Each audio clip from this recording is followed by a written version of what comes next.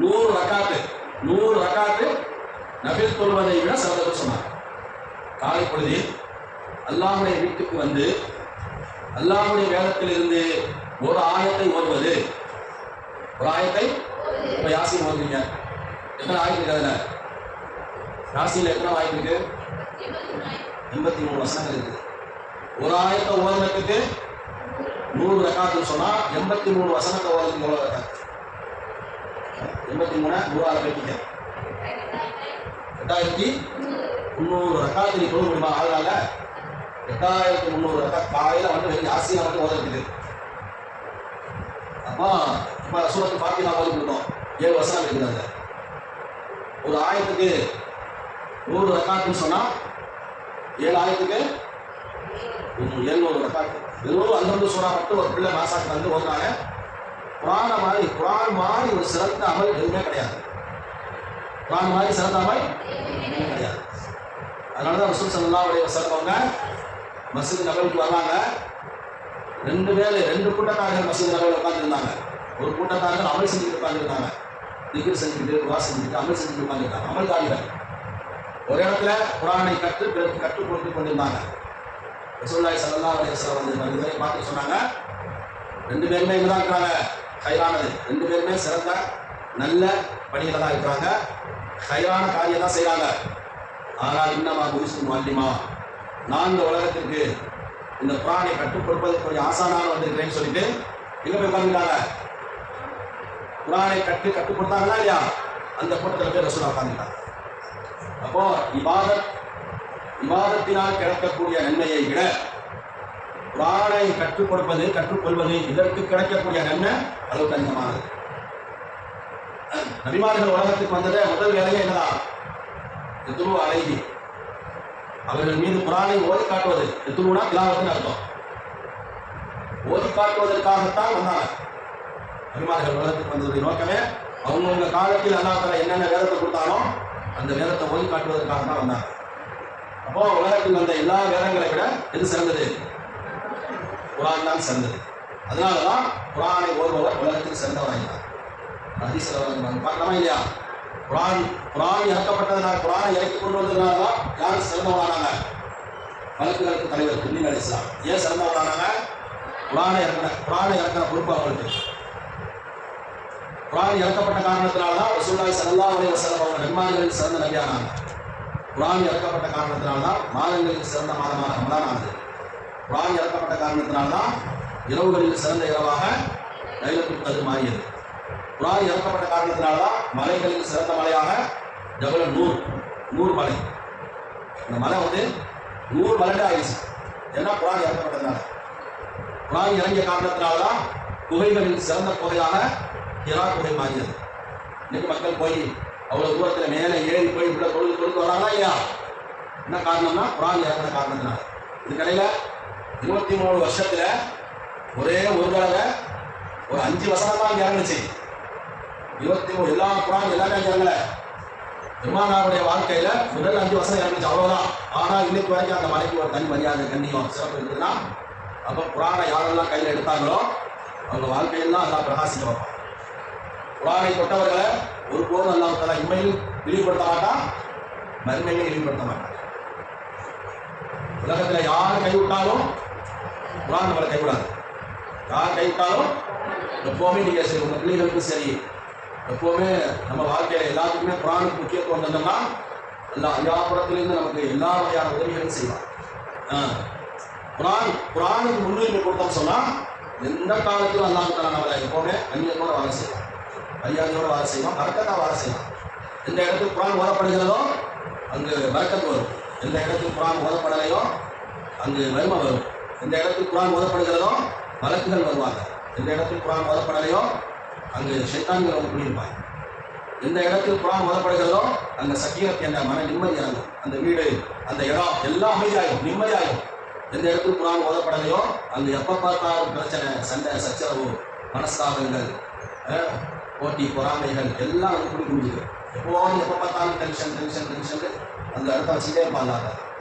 எந்த இடத்துல குரான் ஓதப்படுகிறதோ அந்த இடம் தான் உலகத்திலே ஆக சிறந்த இடம். எந்த இடத்துல குரான் ஓதப்படலையோ அந்த இடம் தான் உலகத்திலே ஆக கெட்ட இடம். குரானை வச்சு தான் எல்லாமே முடிவு செய்யப்படுது. அதனால அந்த குர்ஆனோட நம்ம வாழ்க்கையில எப்பவுமே தொடர்பு வச்சுக்கணும். இந்த அப்துல்லாஹ் இப்னு மஸ்ஊத் ரலியல்லாஹு அன்ஹு சொல்றாங்க இல்லையா, என்னுடைய வாழ்நாளிலே துர்பாக்கியமான நாள் எது தெரியுமா? எந்த நாளில் நான் திருக்குர்ஆனை ஓதவில்லையோ அந்த நாள் தான் எனக்கு துர்பாக்கியமான நாள் சொல்றாங்க. எப்படிப்பட்ட சஹாபி அவங்க எப்படிப்பட்ட சஹாபி? ரசூலுல்லாஹி ஸல்லல்லாஹு அலைஹி வஸல்லம் சொன்னாங்க, உங்களில் யாராவது ஒருவர் குர்ஆன் எப்படி இறங்கியதோ அதே மாதிரி ஓதணும்னு நீங்க விரும்புனீங்கன்னா அப்துல்லாஹ் இப்னு மஸ்ஊத் ரலியல்லாஹு அன்ஹு போய் குர்ஆனை கத்துக்கங்கன்னு சொன்னாங்க. அதுவே அப்துல்லாஹ் இப்னு மஸ்ஊத் அவர் போய் குர்ஆனை கத்துக்கங்கன்னு சொன்னாங்க. அந்த இப்னு மஸ்ஊத் ரலியல்லாஹு அன்ஹு சொன்னாங்க, என்னுடைய வாழ்நாளிலே எந்த நாளில் நான் குர்ஆனை பார்க்கவில்லையோ ஓதவில்லையோ அந்த நாள் தான் எனக்கு துர்பாக்கியமான நாள்னு சொல்றேன். அதனால எப்போவுமே குர்ஆனோட தொடர்பு வச்சுக்கணும். அந்த குர்ஆனை எப்படி ஓதுது? குர்ஆனை எப்படி ஓதுது? எல்லா காரியத்திலையுமே அல்லாஹ் தஆலா அழகா செய்யறது அல்லாஹ் விரும்புறான். இன்னல்லாஹ ஜமீலுன் யுஹிப்புல் ஜமால. அல்லாஹ் அழகானவன், அவன் அழகையே விரும்புகிறான்னு சொன்னாங்க ரசூல் ஸல்லல்லாஹு அலைஹி வஸல்லம். மனிதர் ரசூலுல்லாஹி ஸல்லல்லாஹு அலைஹி வஸல்லம் வந்து அல்லாஹ்வுடைய தூதரே, எப்ப அப்படிலாம் ரசூலுல்லாஹி இந்த ஹதீஸ் சொல்றாங்க, எவர் ஒருவர் என்ன பெருமை அளிக்கிறாரோ அவரை அல்லாஹ் விரும்புவதில்லை.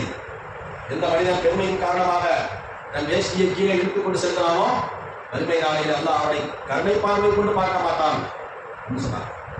இதை சொன்ன உடனே ஒரு மனிதர் ரசூலுல்லாஹி வந்தார், அல்லாஹ்வுடைய தூதரே, இந்த மாதிரி நான் எப்பவுமே அழகா நீட்டாக ட்ரெஸ் பண்ணணும், என்னுடைய ஆடைகள் எல்லாம் அழகா இருக்கணும், நல்ல அழகான செருப்பு போடணும், என் சட்டை இருக்கக்கூடிய பட்டன்லாம் நல்ல உயர்தரமான பட்டன் வச்சு சட்டை அணியணும்னு ஆசைப்படுறேன். இப்படி அணிகிறதுனால அது பெருமையில சேர்ப்பான்னு கேட்டார். நீட்டாக ட்ரெஸ் பண்ணுறேன், என்னுடைய ட்ரெஸ் எல்லாம் உயர்தரமான ட்ரெஸ்ஸாக இருக்கணும், நல்ல செருப்பு போடணும்னு ஆசைப்படுறேன், இது பெருமையிலையா சேரும்னு கேட்டார். அப்பதான் ரசூலுல்லாஹி ஸல்லல்லாஹு அலைஹி வஸல்லம் இந்த ஹதீஸை சொன்னாங்க. என்ன ஹதீஸ்? இன்னல்லாஹ ஜமீலுன் யுஹிப்புல் ஜமால. அல்லாஹ் தஆலா இந்த உலகத்தில் மனித சமுதாயத்தினுடைய நேர்வழிக்காக வேதங்களை அல்லாஹ் இறக்கி வச்சான். 1,24,000 நபிமார்கள் உலகத்துக்கு வந்தாங்க. அந்த நபிமார்களுக்கு வழிகாட்டக்கூடிய வேதமாக அல்லாஹ் தஆலா பெரிய வேதங்கள் சிறிய வேதங்கள் என 2 வகையான வேதங்களை அல்லாஹ் கொடுத்தான். இந்த பெரிய வேதங்களுக்கு தான் என்ன பேரு? கிதாபுன்னு பேர். அதனுடைய பன்மை தான் குத்துபு. ஆமன்து பில்லாஹி வ மலாயிகத்திஹி வ குத்துபின்னு சொல்றோம்ல, குத்துப் அப்படிங்கிறது வந்து கிதாப் அப்படிங்கிற வார்த்தையுடைய பன்மை.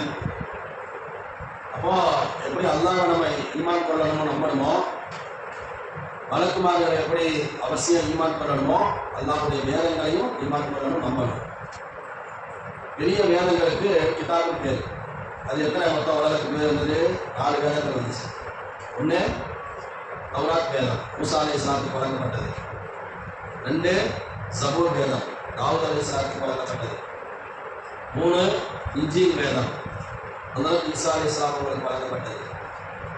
4 குர்ஆன் ஷரீஃப், நம்முடைய நாயகம் ஸல்லல்லாஹு அலைஹி வஸல்லம் அவர்களுக்கு எல்லாம் வழங்கினார். இந்த எல்லா வேதங்களுக்கும் தலைமைத்துவமான வேதம் தான் குர்ஆன் ஷரீஃப். எல்லா வேதங்களையும் நம்பணும், எல்லா வேதங்களையும். ஆனால் குர்ஆனின் படி தான் வாழ்க்கை அமைச்சிக்கணும், குர்ஆனை தான் பின்பற்றணும், குர்ஆனை தான் என்ன செய்யணும்? பின்பற்றணும். அதே மாதிரி சுஹுஃபுகள், சிறு சிறு வேதங்கள் வழங்கப்பட்டுச்சு, சிறு சிறு ஏடுகளாக. அப்படி சிறு சிறு ஏடுகளாக வழங்கப்பட்டதுக்க அதுக்கு பேர் தான் சுஹுஃபுன்னு பேர். இந்த மாதிரி சுஹுஃபுகள் 110 சுஹுஃபுகள் நபிமார்களுக்கு வழங்கப்பட்டுச்சு. இந்த உலகத்தின் முதல் மனிதரும் முதல் நபியுமாகிய ஆதம் அலைஹிஸ்ஸலாத்துக்கு 10 சுஹுஃபுகள் அல்லாஹ் கொடுத்தான். அதில் அவங்களுக்கு அந்த நேரத்தில் தேவையான வழிகாட்டுதல் வழங்கப்பட்டிருந்தது. 2வது அவருடைய மகனார் யாரு? அவருடைய கடைசி மகன் ஷீத் அலைஹிஸ்ஸலாம். ஷீத் அவங்களுக்கு 50 சுஹுஃபு கொடுக்கப்பட்டுச்சு. எத்தனை? 50 சுஹுஃபு, சிறு ஏடுகள். அடுத்து வந்த ஹஜ்ரத் இத்ரீஸ் அலைஹிஸ்ஸலாம் அவங்களுக்கு 30 சுஹுஃபு கொடுக்கப்பட்டுச்சு. எத்தனை ஆச்சு? 80 ஆச்சு. 80 90. ஆதம் அலைஹிஸ்ஸலாத்துக்கு 10, ஷீத் அலைஹிஸ்ஸலாத்துக்கு 50, இத்ரீஸ் அலைஹிஸ்ஸலாத்துக்கு 30. 90 ஆச்சா? ஹஜ்ரத் இப்ராஹிம் அலைஹிஸ்ஸலாம் அவங்களுக்கு 10 சுஹுஃபு அல்லாஹ் கொடுத்தான், சிறு ஏடுகள். ஹஜ்ரத் மூசா அலைஹிஸ்ஸலாம் அவங்களுக்கு ஒரு தௌராத் என்ற வேதமும் 10 சுஹுஃபு எக்ஸ்ட்ரா கொடுக்கப்பட்டுச்சு. அல்லாஹ் குர்ஆன்ல சபீஸ் சொல்றானா இல்லையா? சுஹுஃபி இப்ராஹீம் வ மூசா இந்த கத் அஃப்லஹ மன் தஸக்கா வதக்கர இஸ்ம ரப்பிஹி ஃபஸல்லா பல் தூஸிரூனல் ஹயாத்தத் துன்யா வல் ஆখিরাতু கைரும் வ அப்கா. இந்த 4 செய்தி அல்லாஹ் சொல்லிட்டு என்ன சொல்றான்? யார் தன் உள்ளத்தை சுத்தமாக்கி கொண்டாரோ, தூய்மையாக்கி கொண்டாரோ அவர் வெற்றி பெற்று விட்டார். வதக்கர இஸ்ம ரப்பிஹி ஃபஸல்லா, தன் ரப்பின் திருப்பெயரை நினைவு கூர்ந்து தொழுகையை நிலைநாட்டுகிறாரே அவரும் வெற்றி பெற்று விட்டார். பல் தூஸிரூனல் ஹயாத்தத் துன்யா, ஆனால் இவர்களோ நீங்கள் என்ன செய்கிறீர்கள்? ஆகிரத்தை விட துன்யாவை நீங்கள் தேர்ந்தெடுக்கிறீர்கள். பல் தூஸிரூனல் ஹயாத்தத் துன்யா வல் ஆகிரத்து கைரும் வ அப்கா, ஆனால் ஆகிரத் என்ற மறுமைதான் சிறந்தது, நிலையானது. இந்த செய்தியை சொல்லிட்டு அல்லாஹ் சொல்றான், இந்த செய்தி குர்ஆனில் மட்டும் சொல்லப்படல, சுஹுஃபி இப்ராஹீம வ மூசா, இது எதிலையும் இருந்துச்சு. மூசாவுக்கு வழங்கப்பட்ட அந்த ஏடுகளிலும் இருந்தது, இப்ராஹீமுக்கு வழங்கப்பட்ட ஏடுகளிலும் இருந்தது. இந்த செய்தி ஏற்கனவே எல்லாம் இருந்தது. மூசா அலைஹிஸ்ஸலாத்துக்கும் இப்ராஹிம் அலைஹிஸ்ஸலாத்துக்கும் வழங்கப்பட்ட சுஹுஃபுகளிலே இருந்துச்சுன்னு சொன்னாங்க. அப்போ அவங்களுக்கு ஒரு சுஹுஃபுகள் கொடுக்கப்பட்டது. இந்த எல்லா வேதங்களையும், சிறு வேதங்கள், பெரு வேதங்கள் எல்லாத்தையும் நம்பணும், ஈமான் பண்ணணும். ஆனால் குர்ஆனின் படி அமல் செய்யணும். ஏனென்றால் அதுதான் எல்லா வேதத்தையும் விட சிறந்தது. இதுதான் கலாம் ரப்பி, இதுதான் கலாமுல்லா. இது பேர் தான் இருக்குது கலாமுல்லா, அல்லாஹ்வுடைய பேச்சு இது. அதனால தான் மற்ற வேதங்கள் எல்லாம் அப்படியே நபிமார்கள் அல்லாஹ் ஒரு இடத்துக்கு வர வச்சு அப்படியே மொத்தமாக கொடுத்துட்டான். ஆனால் குர்ஆனை மட்டும் கொஞ்சம் கொஞ்சமாக ஹஸரத் ஜிப்ரீல் அலைஹிஸ்ஸலாம் வஹீயின் மூலமாக அவங்களுக்கு ஓதி காமிச்சிட்டே போவான். ஓதி கொண்டு வந்து சேர்க்கப்பட்ட ஒரு வேதம் தான் குர்ஆன். அதனால தான் உலகத்திலே அல்லாஹ்வுக்கு பிரியமான ஒரு அமல் எதுன்னு சொன்னால் திலாவத்துல் குர்ஆன். அஃதலுல் இபாதத்தி திலாவத்துல் குர்ஆன். ரசூல் ஸல்லல்லாஹு அலைஹி வஸல்லம் சொன்னாங்க, இபாதத்து வணக்க வழிபாட்டிலேயே ஆக சிறந்தது ஒன்று இருக்குதுன்னா எது? குர்ஆனை ஓதுவது தான் சொல்றேன்.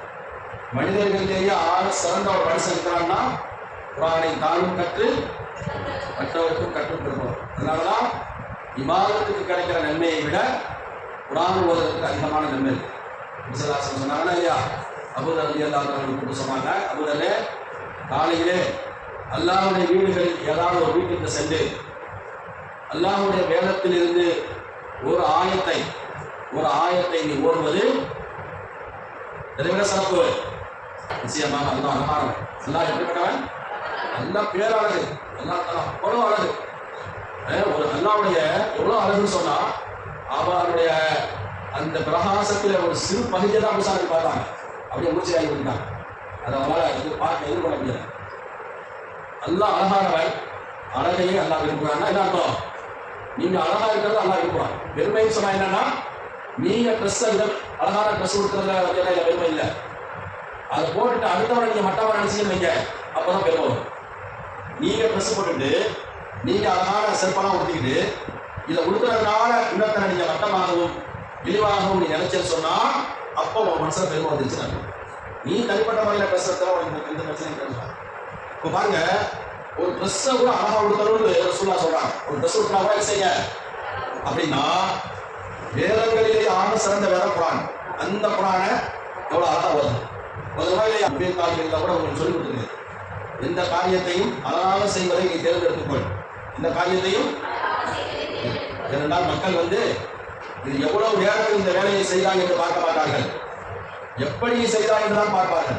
இந்த வேலை தரமா இருக்குதா, சுத்தமா இருக்குதா, தெளிவா இருக்குதா பார்ப்பாங்களே தவிர இது எவ்வளவு நேரத்தில் இந்த வேலையை முடிச்ச என்று கேட்க மாட்டாங்க. அப்போ அதனாலதான் அல்லாஹ்வுடைய தூதர் ஸல்லல்லாஹு அலைஹி வஸல்லம் அவங்க நமக்கு அழகான வழிகாட்டுதல் தந்திருக்காங்க. ஓதுறதுக்கு ஒரு முறை இருக்குது, எல்லாத்துக்குமே முறை இருக்குங்க. ஒன்று செய்யறதுக்கு முறை இருக்குது, தொழுகிறதுக்கு முறை இருக்குது, நோன்பு வைக்கிறது, ஸகாத் கொடுக்கறது, ஹஜ் செய்யறது, துஆ செய்யறதுக்கு கூட முறை இருக்குங்க. எப்படி கையை கொடுக்கணும், எவ்வளோ தூரம் கையை கொடுக்கணும், துஆவை எப்படி கொண்டு ஆரம்பிக்கணும், எப்படி கொண்டு முடிக்கணும், அல்லாஹ்வுடைய தூதர் ஸல்லல்லாஹு அலைஹி வஸல்லம் எல்லாத்துக்கும் வழிகாட்டினாங்க. என்ன நீங்கள் கழிவாக்கி போய் பாருங்க, அதுக்கு கூட முறை இருக்குது. இப்படிலாம் போகணும், இந்த காலை வச்சு போகணும், இந்த காலை வச்சு வரணும், நீங்கள் கழிவாக்கி இருக்கும் நேரத்தில் எப்படி நடந்துக்கணும், ஒரு வீட்டுக்குள்ளே எப்படி போகணும், வீட்டை விட்டு எப்படி வரணும், சட்டை எப்படி போடணும், சட்டை எப்படி கழட்டணும், ஒரு தலைமுடி எப்படி வாரணும், காலில் எப்படி செருப்பு போடணும், நகத்தை எப்படி வெட்டணும், எச்சி துப்புறது கூட முறை இருக்குது. இஸ்லாத்தில் எச்சி துப்புறது கூட முறை இருக்குது. அதனால உலகத்தின் காரியங்களிலேயே அழகை விரும்பக்கூடிய இஸ்லாம் அல்லாஹ்வுடைய வேதத்தை ஓதுறதுல எவ்வளவு தூரம் நம்ம அழகை கடைபிடிச்சோம். அந்த அழகான முறையில ஓதுவதற்கு பேர் தான் என்னது தஜ்வீத். அழகான முறை ஓதுவதற்கு பேர் தான் தஜ்வீத். அதனால தஜ்வீத் அப்படிங்கிறது ரொம்ப முக்கியத்துவம் வாய்ந்தது. அதை தெரிஞ்சா மட்டும்தான் குர்ஆனை நம்ம தெளிவாக ஓத முடியும். தஜ்வீதுடைய சட்டங்களை எந்த அளவுக்கு தெரிஞ்சுக்கிறோமோ அந்த அளவுக்கு அதை அப்படியே என்ன செய்யணும், மனசுல வச்சு அந்த சட்டத்தின்படி பயிற்சி எடுக்கணும். பயிற்சி எடுத்து ரொம்ப சிரமமாக தான் இருக்கும். நீங்க பயிற்சி எடுத்து அழகா ஓதிட்டீங்கன்னா அதற்கு நிகரான கூலி வேறு எதுவுமே கிடையாது. அந்த அடிப்படையில் இப்போ நம்ம அதை வந்து என்ன செய்யறோம், ஒவ்வொரு நாளும் ஒவ்வொரு மாதமும் அதை பற்றி சொல்லி வரோம். இப்போ தஜ்வீத் என்றால் என்ன பாடம்? தஜ்வீத் என்றால் என்ன? தஜ்வீத் என்றால் என்ன?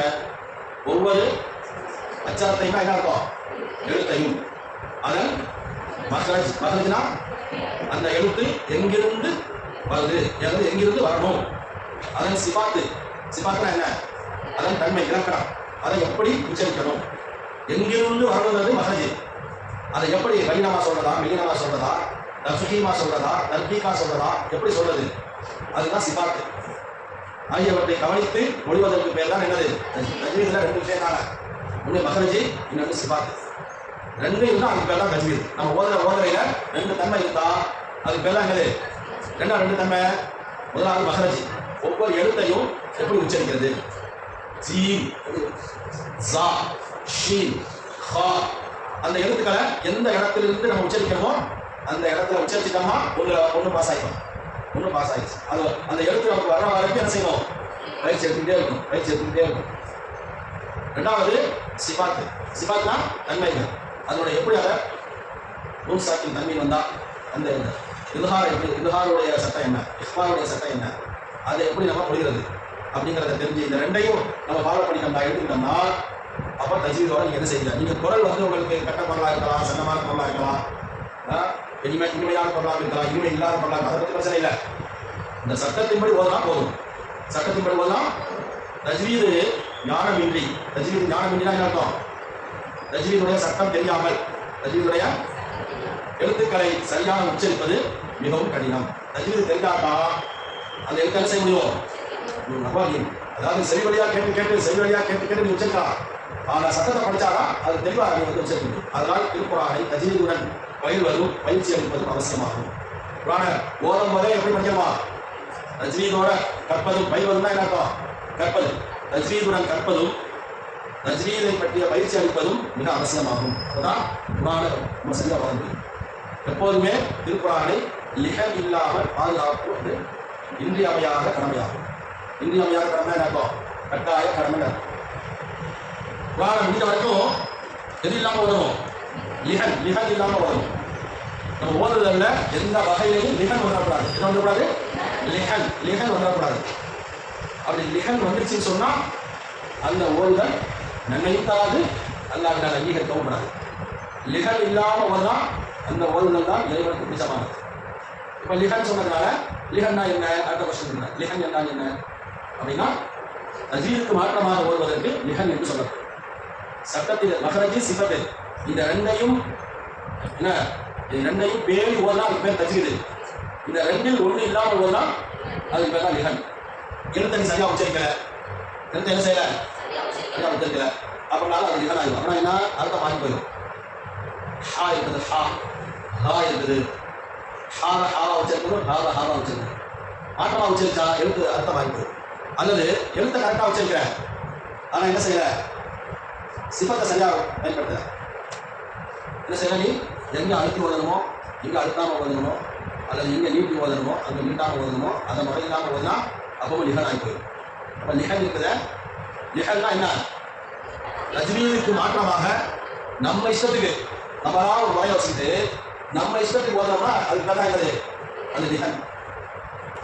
லிஹன் அப்படின்னு சொன்னதுனால அது எத்தனை வகை, லிஹன் என்பது ரெண்டு வகை பொருள். ஒன்று என்னது லிஹன் ஜலி, இன்னொன்று ஹஃபி. ஜலினா ஜீம் நாம் ஏ ஜலி, லிஹன் ஹஃபி. அல் லிஹனுல் ஜலி, அல் லிஹனுல் ஹஃபி.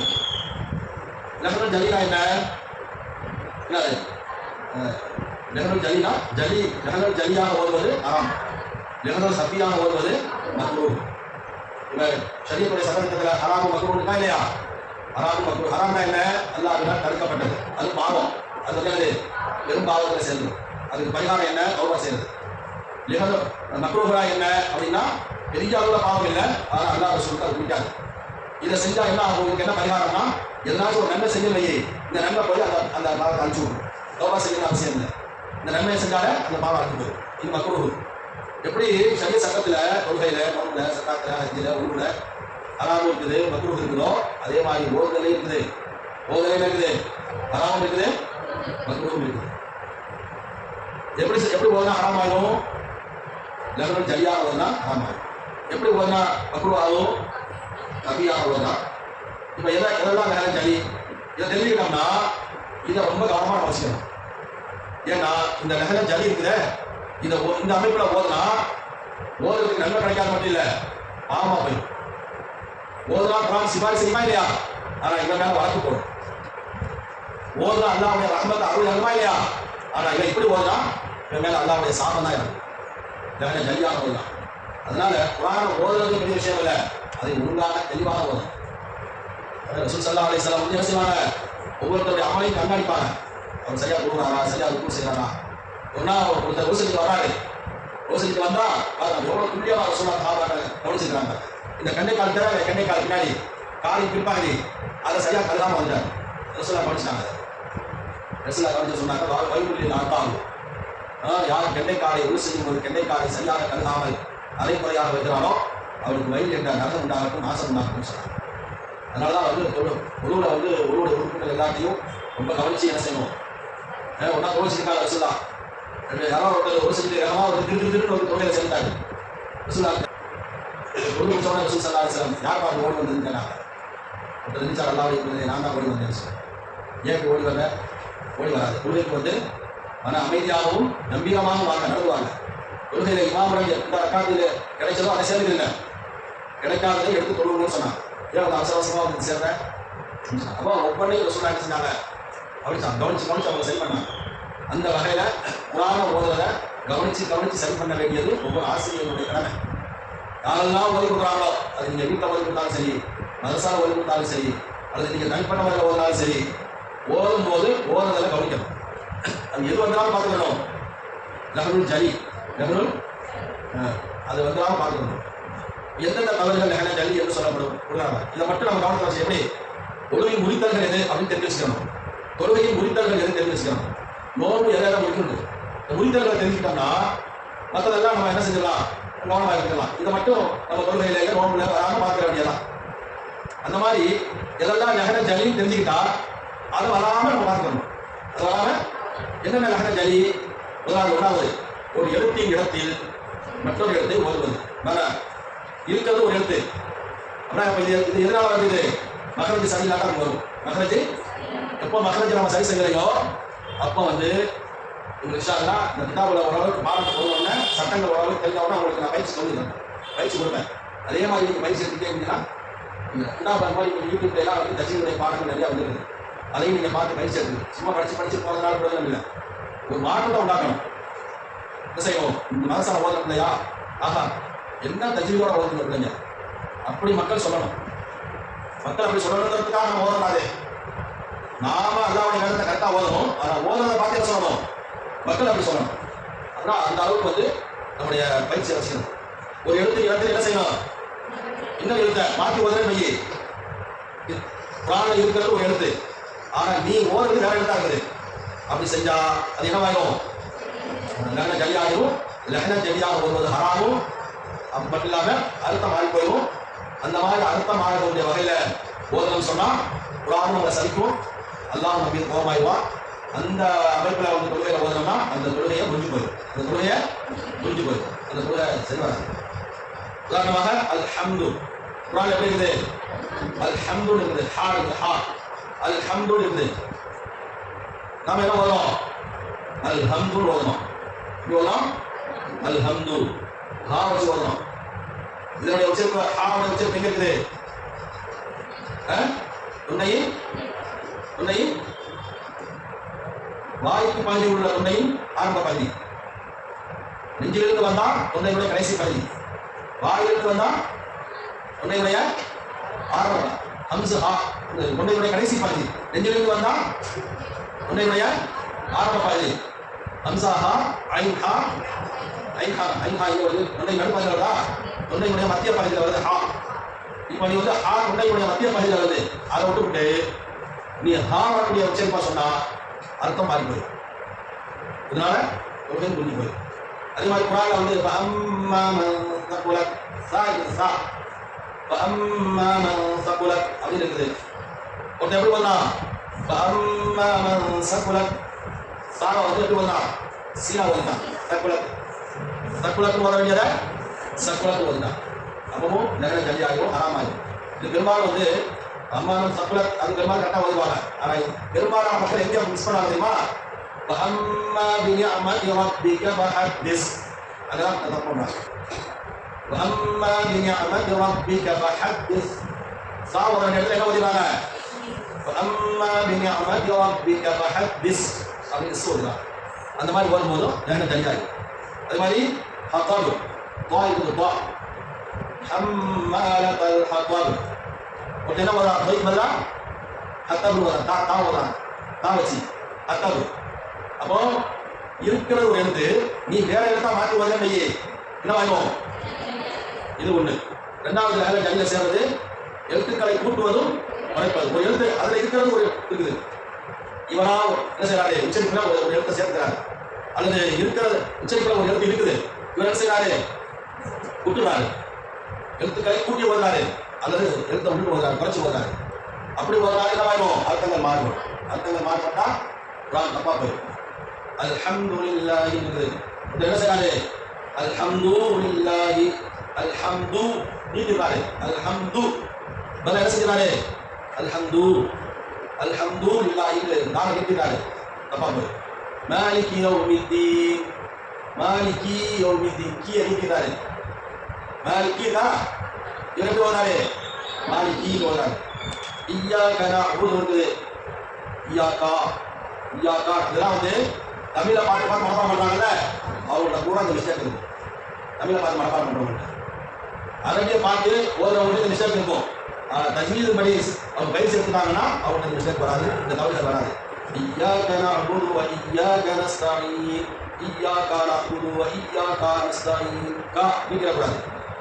அன்தஹீரா குர்ஆன்ல வருது, இப்ராஹீம வ இஸ்மாஈல அன்தஹீரா, நாம் இப்ராஹிமிடத்திலும் இஸ்மாயிலிடத்திலும் வாக்குறுதி வாங்கினோம், அன்தஹீரா பைத்திய லித்தாயின, இந்த என்னுடைய வீட்டை நீங்கள் இருவரும் சுத்தம் செய்யுங்கள். தஹீரா அலிஃப வச்சு சொன்னாதான் தஸ்மியா தஹீரான்னு வரும். ஒருத்தர் என்ன செய்யலாம், அன்தஹீர அப்படி போனா நீங்கள் இருவரும் செய்யாதீங்க, குர்ஆன் மட்டும் செய்யணும்.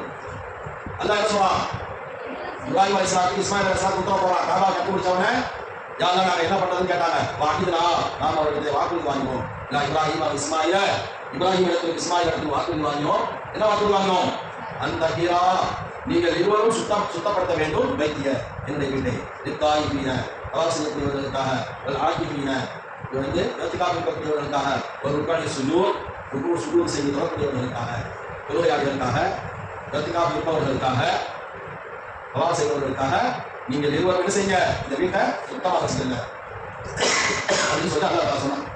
இது வந்து அன்தஹீரான்னு நீட்டி வந்தாரா, அன்தஹீர மேல உள்ளதெல்லாம் சுருக்கி வர வேண்டியது நீட்டி வருவதற்கு உதாரணம். அன்தஹீரா என்பது நீட்டி வர வேண்டியதை என்ன செய்யறாரு, சுருக்கி வர்றாரு. அதான் இதெல்லாம் வந்து நிறைய ஜன்னில சேரும். இப்போ ஒன்று என்ன, ஒரு எழுத்து ஒன்று இருக்குது, இவர் வேற எழுத்தா மாற்றி வர்றாரு, அதுவும் தவறு. ரெண்டாவது சுருக்கி ஓதணும், ஆனால் இவர் நீட்டி வர்றாரு. பெரும்பாலும் இந்த மாதிரி இடத்துல இந்த தவறு செய்யறாங்க யாரு, மக்கள் பெரும்பாலும் என்ன செய்யறாங்க, வயலுலி குடி வராட்டி வயலுலி குழம்பு நாருல்லாஹில் மூகதா அல்லதி தத்தலு அலல் அஃபிதா இன்னா அலைஹிம் முஸலா ஃபீ அமலின் முமத்ததா. இருக்கா எப்படி இருக்கு, ஃபீ அமலின் ஃபீ அமலின் முமத்ததா முமத்ததா டிபார்ட்மெண்ட் சொல்லிவிடு, டிபார்ட்மெண்ட் எப்படிதான் டிபார்ட்மெண்ட் நினச்சிட்டு ஃபீ அமலின் முமத்ததா டிபார்ட்மெண்ட். சமி அல்லாஹு லிமன் ஹமிதா சமி அல்லாஹு லிமன் ஹமிதா. சமி ஆன் இருக்குது குர்ஆன்ல, இவன் எப்படி தெரியுதா, ஹதீஸ்ல சமி ஆன் இருக்கு, இவன் எப்படி வந்தாரு, சமி அல்லாஹு லிமன் ஹமிதா அல்லாஹு அக்பர் சொல்லணும், இவன் எப்படி சொல்றாரு, அல்லாஹு அக்பர் சொல்றாரு, அல்லது அல்லாஹு அக்பர் சொல்லணும், இவன் எப்படி சொல்றாரு, அல்லாஹு அக்பார் அப்படின்னு சொல்றாரு. இப்படி எல்லாம் நீட்டி ஓதுனா அதெல்லாம் தவறாக. மூணாவது என்ன சொல்றாங்க? ஜபர், ஜே, ரெஷ் பெற்ற எழுத்துக்களை சுகூன். அதுல குர்ஆன் எப்படி இருக்குது? ஜபர் வச்சிருக்குது. குர்ஆன் எப்படி இருக்குது? ஜே வச்சிருக்குது. குர்ஆன் எப்படி இருக்குது? இவன் என்ன செய்யறாங்க? ஸ்டைலா ஓதுறாங்க. ஸ்டைலா என்ன செய்யறாரு? ஜபர் ஜே ஓடிட்டு வத்தவாசோ பிஸ்ஸப்ர் இருக்கு குர்ஆன்ல. இவன் எப்படி ஓதுறாரு? வத்வாசல், வத்வாசம். வத்த இருக்குதா? இவன் என்ன செய்யறாரு? வத்வாசல் அப்படி ஓதுறாங்கன்னா அதுவும் வேற சரிதான். பைக்கா இருக்குது குர்ஆன்ல. என்னது? பைக்கா. இவன் எப்படி ஓதுறாரு? பர்த் ஓதுறாரு. சுஹுஃபன் இருக்குது. சுஹுஃபன் சுஹுஃபன் முத்தஹரா. இவன் எப்படி ஓதுறாரு? சுஹ்ஃபன். ஏகி ஹாஃப் என்ன வச்சு ஓதுறாரு? சுஹுஃபன் வச்சு ஓதுறாரு. அம்தன் இருக்குது. ஆனா அம்தன் ஓதுறாரு. இதெல்லாம் வந்து பயிற்சி எடுக்காட்டா இப்படியெல்லாம் வரும். ஒண்ணு தமிழை பார்த்து மனப்பாடம் பண்ணா இப்படியெல்லாம் வரும். இது ஒரு லேண்டஜலி. லேண்டஜலி எத்தனை வரை சொல்லிட்டாங்க? ஒண்ணு என்ன? ஒரு எழுத்துக்கு பாகமாக வேற எழுத்தா அப்படி உச்சரிப்ப மாத்திடுறது. என்ன எழுத்துக்களை குறைச்சி ஓதுறது, அது கூட்டி ஓதுறது. ஜபர் இருக்குது. ஆனா இவங்க சுக்குன் வச்சு ஓதுறாங்க. ஜே இருக்குது, அல்லது சுக்குன் வச்சு ஓதுறாங்க. பேஷ் இருக்குது, அல்லது சுக்குன் வச்சு ஓதுறாங்க. அடுத்து ஒன்று சொல்றாங்க. நாலாவது ஷத்துடைய எழுத்தை லேசாக ஓதுவது. ஷத்து நல்லா வைக்க. ஷத்து சும்மா அழகாத்துக்கு போல. அங்க 2 எழுத்து இருக்கணும். அசல்ல என்ன இருக்கணும்? 2 எழுத்து. அந்த ரெண்டும் ஒரே இடத்தை சேர்ந்ததுனால ஒன்றா இணைச்சி வச்சு அதை வந்து என்ன செஞ்சுவாங்க? ஒரு இடத்த காமிப்பாங்க. அப்படி என்ன செய்யணும்? அந்த ஷத்துல வந்து அழுத்தம் கொடுத்தாதான் நீ 2 எழுத்த உச்சரிச்ச நன்மை கிடைக்கும். இல்லைன்னு சொன்னா 3 எழுத்த விட்டுட்டாங்க. அழுத்தம் கொடுத்தாங்க. சத்த அழுத்தம் கொடுத்தாம போதுனா என்ன வாய்க்கா? நீ ஒரு எழுத்த விட்டுட்டாங்க அர்த்தம். எழுத்த விட்டு போதாமா? அந்த மாதிரி. அதனால தான் ஷத்துடைய எழுத்தை லேசாக ஓதுவது. எப்படி? அரைத்தல்லதி யுகர்ரிபு பித்தீன் ஃபதாலிகல்லதி யதுல் யதீன். யதுல் ஐனுக்கா 2 ஐயா இருக்கும். 2 ஐயா ஒரு ஐயாக்கி அங்கே சப்தம் வச்சுட்டாங்க. யதுல் யதீன். ஒருத்தர் என்ன செய்யலாம்? இப்படி வரலாம். அரைத்தல்லதி யுகர்ரிபு பித்தீன் ஃபதாலிகல்லதி யதுல் யதீன். யதுல் யதீன் ரொம்ப பேர் தான் வராங்க. யதுல் யதீன் என்ன வராங்க? யதுல் யதீன் அப்படி ஓதுனா அதுவும் என்னவா போயிடும். அல்லது சத்து இல்லாத இடத்தில் சத்து வச்சு வருது. சத்தே இல்லை. இவன் என்ன செய்யலாம்? இவன் எக்ஸ்ட்ரா சத்தம் உருவாக்குறானா? அப்போ ஒரு இடத்த கூட்டுவான். சத்து இருக்கிற இடத்துல இல்லாம போதா ஒரு இடத்த குறைக்கலாம். சத்து இல்லாத இடத்துல ஒரு இடத்த கூட்டினா, சத்து வச்சா ஒரு இடத்த என்ன செய்யலாம்? கூட்டுறான். அலிஃப் லாம் மீம் அல்லாஹு இப்படி வராங்க. இந்த வார்த்தையை சேர்க்கும் போது மீமுக்கு சத்து வச்சு சொல்வது போது அலிஃப் லாம் அல்லாஹ் என்ற வார்த்தையை சேர்க்கும் போது மீமுக்கு சத்து வச்சு சொல்வது போன்று இவையெல்லாம் லஹன ஜலியாகும். அலிஃப் லாம் மீம். அலிஃப் லாம் இந்த மீம் வந்து சேர்ந்து சத்தம் வச்சு அழுத்தி வருது. இவ்வாறு தவறாக ஓதுவது ஹராமாகும். நினைவு வைத்துக் கொள்ள வேண்டும். இத்தகைய சில தவறுகளால் தொழுகையே நிறைவேறாமல் போய்விடலாம். அர்த்தம் ஆரம்பிச்சு வைங்க. அதனால என்னவா போயிடும்? இதெல்லாம் ரொம்ப கவனமா இருக்கும். அதுக்கு உதாரணத்துக்கு ஹம்மா அலகல் ஹத்தம் என்பதில் ஹத்தம் என்றும் தேவைக்கு ஓதினால் தொழுகை கூடாது என்று முனியத்துல் முஸல்லி என்று கிதாபில் கூறப்படுகிறது. இதுதான் லஹன ஜலிங்க. இதை வராமல் நம்ம பார்த்துட்டா போதும். குறைஞ்சபட்சம் இது வராமல் பார்த்துட்டா போதும். லஹன ஹஃபீ இருப்பாங்க.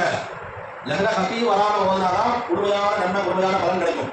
ஆனால் ஒருத்தர் லஹன ஹஃபியா ஓதுனான்னு வைங்க, அதனால அவருக்கு ஹராம் கிடையாது, வெறும் பாவம் கிடையாது, தொழுகை முடிஞ்சு போயிடாது.